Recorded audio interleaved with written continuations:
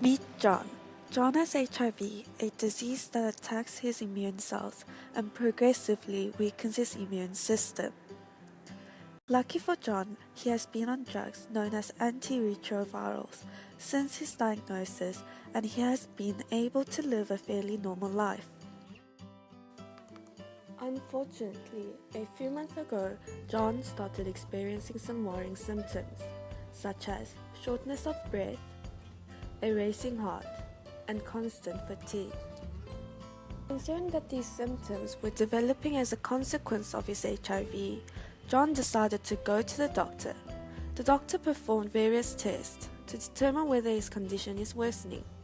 The tests that were performed were CD4 count, viral load, and other tests common for monitoring HIV status. CD4 count, viral load. You're probably wondering what all of this means. CD4 cells are the cells of the immune system that HIV attacks and eventually destroys as the virus replicates and spreads. A relatively high CD4 count indicates that John's treatment is managing to keep viral replication to a minimum. The viral load test measures the number of viral particles in John's blood.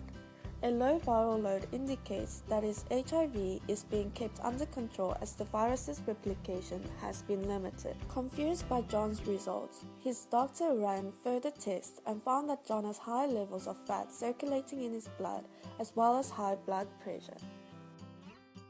But wait, that doesn't sound like HIV, does it? In fact, John's symptoms point more clearly towards heart disease.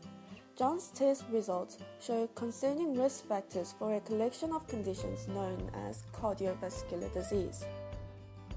This refers to conditions caused by the narrowing or blockage of blood vessels that can lead to heart attack, stroke, and other heart conditions.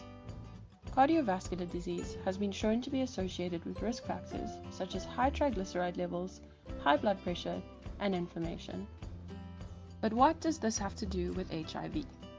Research shows that living with HIV substantially increases your risk of developing heart disease, regardless of age, viral load, or CD4 count.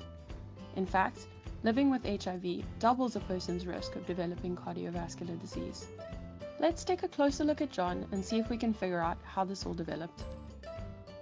When John contracted HIV, his immune system became compromised.